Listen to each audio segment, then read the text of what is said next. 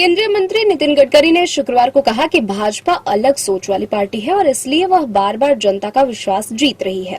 साथ ही उन्होंने पार्टी को अतीत में कांग्रेस द्वारा की गई उनकी गलतियों को दोहराने से बचने को लेकर आगाह किया, जिसकी वजह से कांग्रेस को सत्ता से बाहर होना पड़ा। लोकसभा चुनाव में भाजपा को बहुमत प्राप्त नहीं कर पाने के करीब एक महीने बाद गडकरी ने कहा कि अगर हम वही करते रहेंगे जो कांग्रेस करती थी तो उनके सत्ता से जाने और हमारे आने का कोई मतलब नहीं रह जाएगा।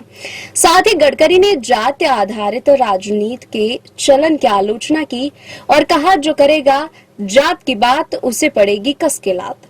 गडकरी ने कहा कि अगर हम वही गलतियां करते हैं तो उनके जाने और हमारे आने का कोई मतलब नहीं रह जाएगा।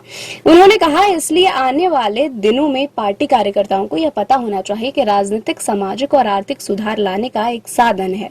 गडकरी ने जोर देकर कहा कि हमें भ्रष्टाचार मुक्त देश बनाना है और इसके लिए हमारे पास एक योजना होनी चाहिए। महाराष्ट्र की राजनीति का जिक्र करते हुए गडकरी ने तर्क दिया कि उनके गृह राज्य में जाति आधारित राजनीति करने का चलन है। उन्होंने चेतावनी देते हुए कहा कि मैंने इस चलन का अनुसरण नहीं करने का निर्णय किया है।